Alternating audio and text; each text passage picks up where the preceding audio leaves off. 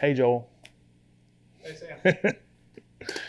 Hey, everybody. I'm Sam Holt. I was Widespread Panic's guitar tech from 2000 to 2007. And Joel and Matt have asked me to come down here today to talk a little bit about Michael Hauser's stuff and gear and rig and guitar and stuff. So here I am. This was one of his main guitars. And this was the same model that he played pretty much since 1991. And it's a Fender Telecaster Plus Deluxe. Now I know the first one he got off the shelf at Rhythm City, which is now Guitar Center in Atlanta off North Druid Hills. Sam Lanier, the manager, told me that they went and were shopping for guitars one day, and Mike saw this one, not this one, but the same model on the shelf, and tried it, and they bought it that day. The first time I ever saw him play it was June 2nd, 1991 at Super Jam 1, which was at the Polo Fields in Athens. And I remember definitely thinking, that's a new guitar, that sounds different, little subtle things about it. But what makes this guitar special, or the model it is the pickups. These are ceramic pickups, and they're lace sensors, which is a Fender thing. And the bridge position is a humbucker, and you can split it into a single coil like that. So that's the humbucker, which is this entire pickup right here. And then you can split that into the rear half of the pickup, which sounds a little cleaner and a little brighter. And this is the front part of it. That's the whole pickup. That's the front part. And then there's the bridge, or the neck position pickup, which is a single coil. And this is a blend of both the front and back.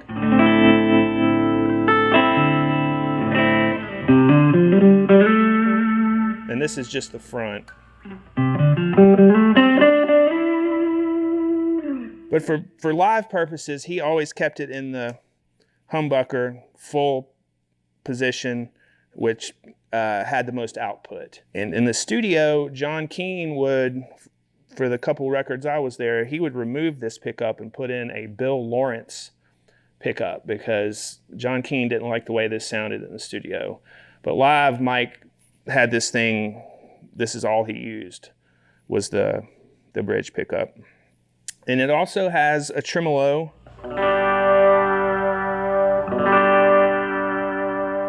And he didn't use the whammy bar that came with it. He just kind of put his hand back under the bridge, which floats a little bit, suspended by strings, and he could pitch it up or down. So he couldn't pitch it up too much, but you could pitch it up like,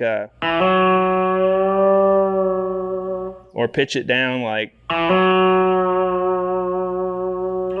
And it also has shallower locking tuners on the back, which help it stay in tune. And this nut right here is, I believe it's a Wilkinson roller nut. And it has like basically a post that goes under, and then a post that it goes under. And it's to help it meet less resistance, so the strings can move when it's being, just meet less resistance and hopefully stay in tune better. But I never really had a lot of trouble with these guitars, except at the very beginning when I wasn't used to them. And once I figured a couple things out, they were very solid standard guitars. He had the first one, which he bought off the shelf, and then he had this one, which, you know what? I think this is the one he bought off the shelf, actually. And then he had two others made. After they quit making this model, he contacted Fender and asked him to make him two more with the same specs, and basically just a copy of these guitars, and they did that for him. So he had three total. Basically, we're going to go over the signal chain of what Mike ran his stuff through. So out of the guitar, when we were back then, it would hit this device first. It would hit the input and then go out. So basically it would start here and then go out into this. This is a Demeter tube preamp that their producer, John Keane, wanted to have in line. And the guitar hit this first. And it did, so any of the effects, the wah, the volume, any of that was not captured on tape as an option. So I know John Keane wanted the option to have a very clean, unadulterated signal to work with and blend that with the other channels that would be like, you know, with mics from the speaker cabinet and stuff. So it would hit this first and then into the input of this wah pedal. And this is a Dunlop Crybaby wah, which he used some. I think the wah that's most associated with Mike is the Morley wah, which he used in the early 90s and throughout the 90s, and then kind of changed a little bit later to these. I think the Morleys weren't as reliable as he wanted.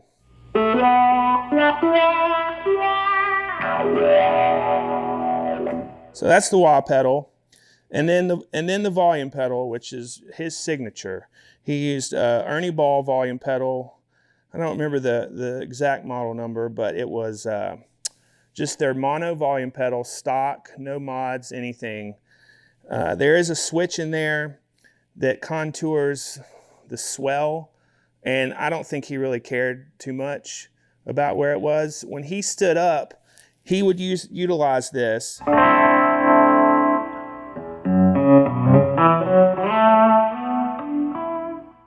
Less than when he sat down. When he started sitting down, he was working this thing constantly, and it was like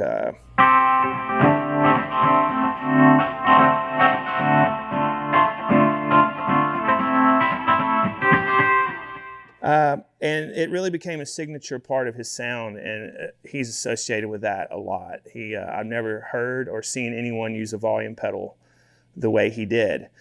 But let me get back. After the wah, it would go into the front end of the head. So just guitar, that Demeter preamp, wah pedal, and then into the front end. So I got a little bit ahead of myself. The volume pedal starts there's an effects return on this amp, the Soldano SLO-100, and the effects send goes out to the input of the volume pedal.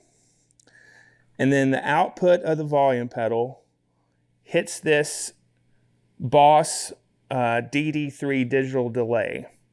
And it is on right now.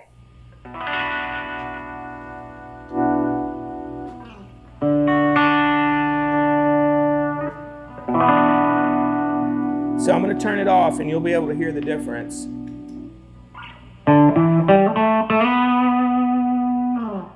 That's off, and here it is with it on.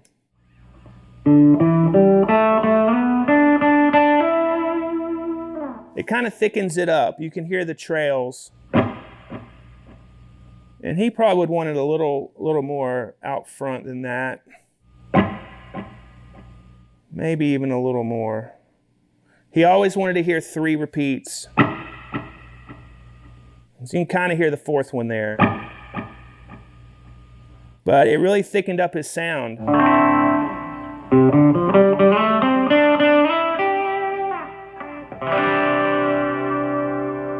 And here it is without it.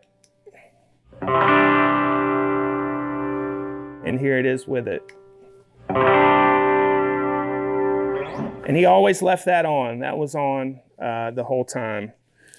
And then out of the delay into this is a Kendrick Reverb. I can't remember the model. I think it's called the Texas Blues model. And he had another one that was a black version of this.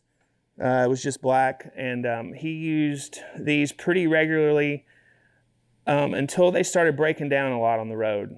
They were riding around in 18-wheelers in road cases, which were somewhat padded, but still, these things took a lot of pounding riding up and down the road, and they just became unreliable. Here's one that Joel has gotten out, and we had fired it up today. We had to baby it a little bit, but it seems like it is acting, we're acting right at the moment.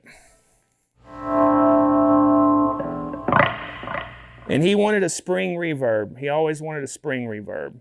Although in the fall of '01, we had a Lexicon PCM 70 digital reverb that we used, and he liked it a lot, and it sounded really good. If you listen to the Johnson City '01 Vault release, there's a good example of, you can hear the reverb if you listen hard.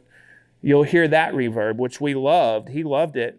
But we had used the unit that the sound company sent for that tour, and I asked for it again at New Year's, and we got the same model, but it wasn't the exact same unit, and it did not sound as good.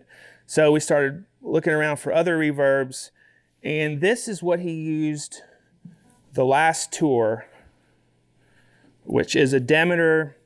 It's called an RV1 Real Reverb, and there's 2 springs in it.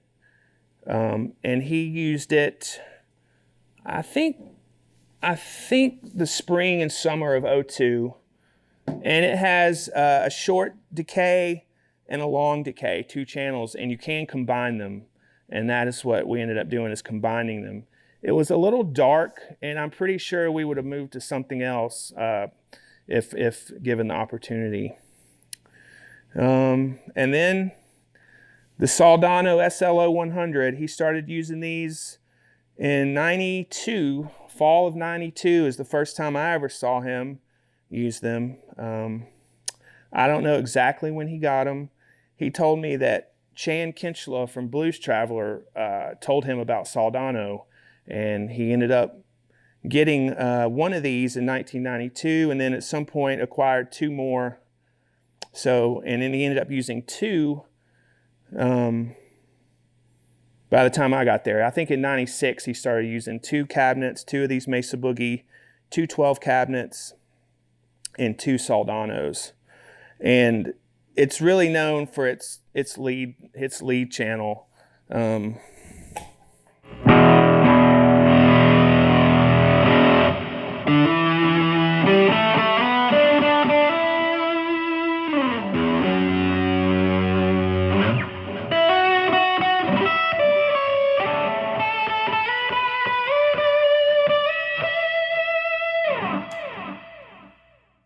Yeah, and a lot of metal players, heavy metal players, use those, and that's what you will see them most, is in, I think Mick Mars uses them, and Warren DeMartini from Rat, and tons of people use them, but they're more known in that circle. But Mike really liked them, and the lead channel, as he told me, took care of itself, and he didn't have to do much except play.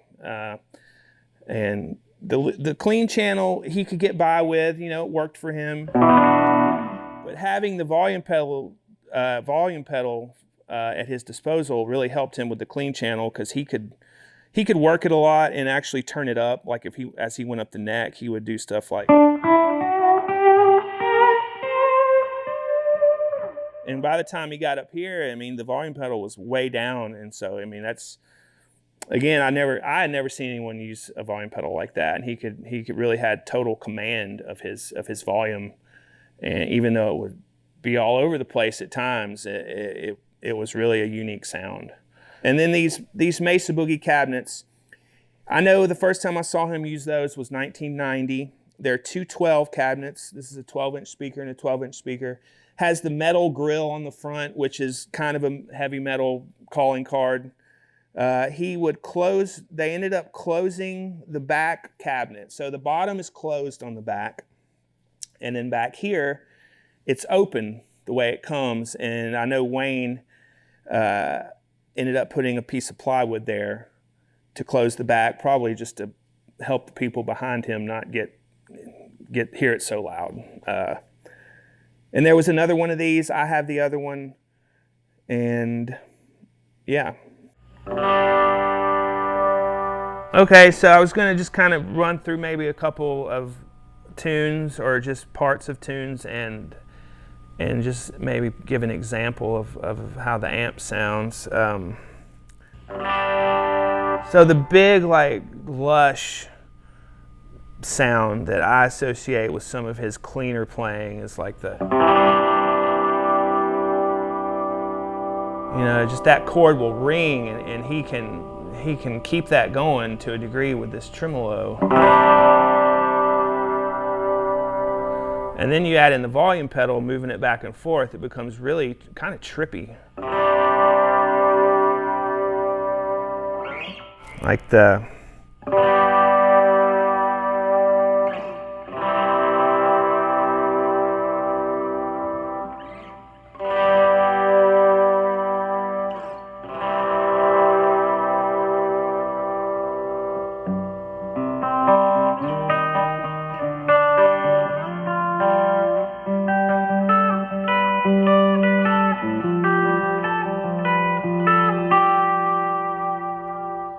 And that's a really good example of his finger picking style, but he used a pick. I use my fingers, but he used a pick.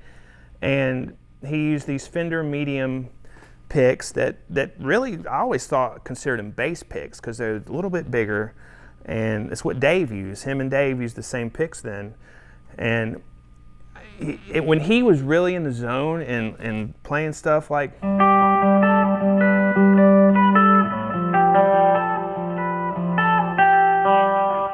his right hand would almost be going like, it would be going like a reverse circle. Like when he was just smooth and just playing just beautiful melodies, his hand, it would be going like this. And he would be like picking the notes individually, arpeggiating them, and his hand would just be doing like a reverse circle. And I just thought that was one of the coolest things. It was so smooth, and if you just looked at him, it would be like, oh, that guy's not doing much. But then you listen to him, and it's like, oh my God, this guy's coming up with some of the most beautiful things I've ever heard. And that's kind of a good example of the clean sound and where the Soldano can shine with this guitar, with those, the volume pedal and the tremolo. And then he had the big, the heavy sound, which, he had such a dichotomy that was so beautiful to me because he could write things like that, or Porch Song, which is a 3-minute pop song, or Wondering, and then come out with this.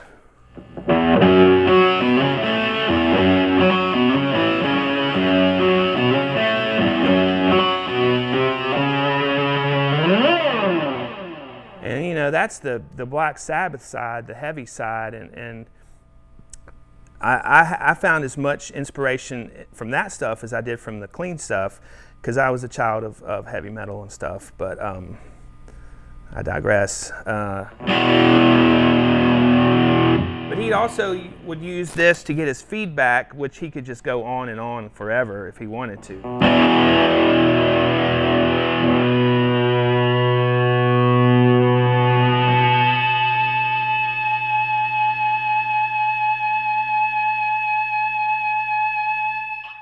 And you can hear that note. You hear the note, and then you hear the harmonic activate, and it goes to a higher pitch.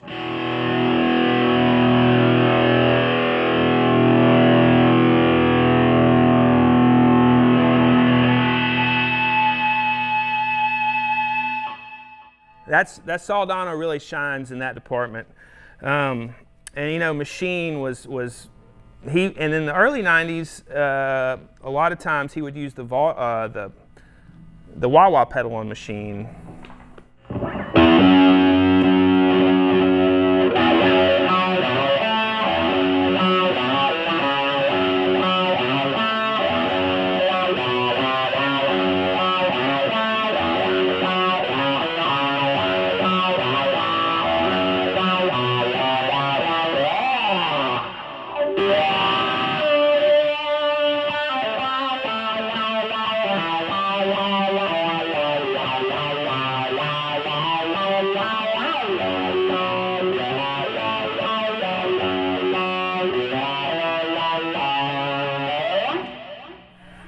And on Make Sense a lot in the early '90s, he would be playing the.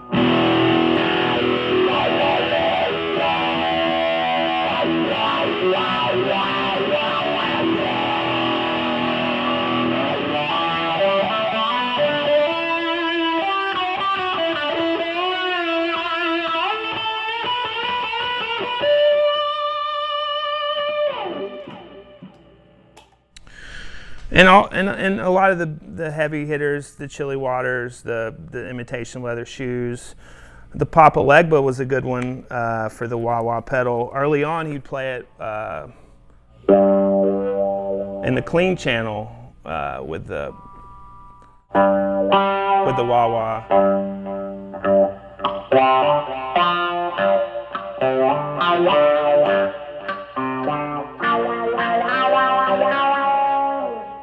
Someone had written in from and asked about a freight train sound, which, as Joel said, I think it's what I would think they're referring to as the lead channel, but working the volume pedal pretty hard with it.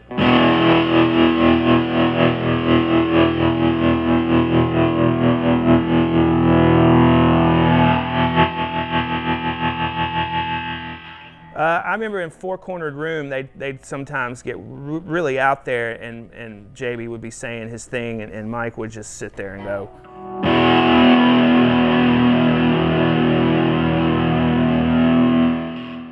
And that's kind of what I would think the person may be referring to as the freight train sound. So someone had asked, about how was the rig wired when there was two of these setups. There was a Soldano with the Mesa Boogie cabinet on this side and then one on this side. It was set up so the amp on this side was the controlling everything. This was where the tone was set, the volume, the delay and all the effects were going into the effects loop of this amp over here.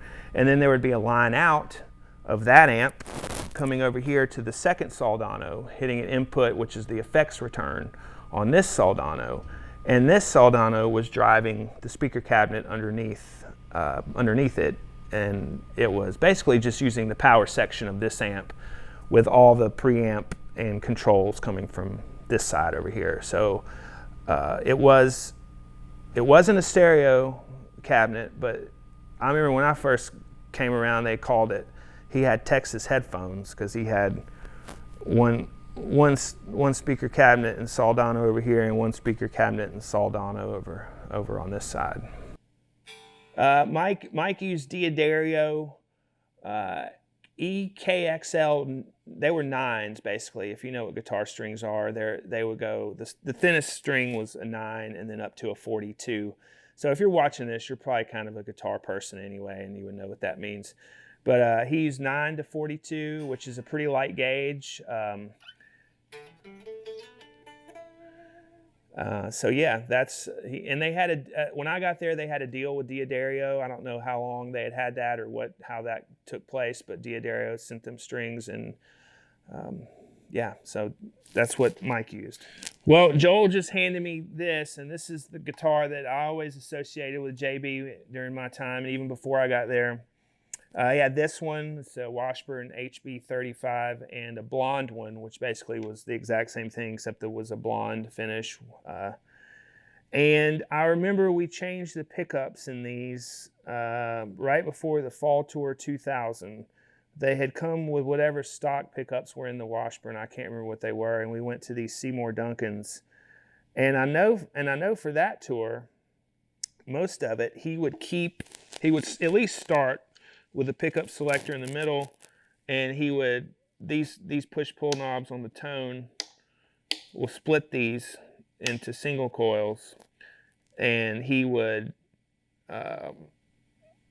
start in the middle and then take this pickup and split it into a single coil. So he was using this pickup with this pickup combined, but this was split. And I thought that was a great tone. If you listen to Fall 2000 recordings, I really think that's a great time for JB's tone. I think it was really, really awesome then. His stuff on Barstools was just awesome. Otherworldly to me at sometimes. He was really, really, I think, having a really good time that tour, as most tours, but just something about that time sticks out to me. So yeah, this was a big part of everyday life for about 7 years. It's nice. I always thought this one was really well made, and probably still sounds really good and could just probably take the rigors of a tour still, I'm sure. Is the Chet around? So this is JB's Chet Atkins guitar, which is a Gibson. I cannot remember who, he told me who gave this to him one time. I could be wrong, but I want to say it was possibly a gentleman named Jim Bickerstaff who worked with him on the second and third albums with Johnny Sandlin. I could be wrong on that, but it could be right. So this is a solid body, thin line, and JB used this for years. This is also a guitar I associate very much with him from early on. I think he got this in '91. And the way it was wired, it would basically just hit, it was the same signal chain as JB's regular amp, it would come through the amp, and it would also hit a DI first, which would get sent to the board so the guys mixing could do whatever they needed to do with it before it got to the amp and all that stuff. But this is very JB. Whenever I see these guitars, I always look, because it seems like most of them I've ever seen have stars as the inlays and not dots. So it's rare that if I'm even see one online or on TV or whatever, they usually have stars and not dots. So this was a pretty unique guitar and a workhorse for many years. He would sometimes do the first half of driving with this, and then change in the middle of whatever song was in between and finish up the second half electric, or vice versa. And a lot of good memories with this guitar. I found out the hard way it takes a battery. He went to pick it up one night. I can't remember where we were, but and it didn't work. And I was like, man, what's wrong?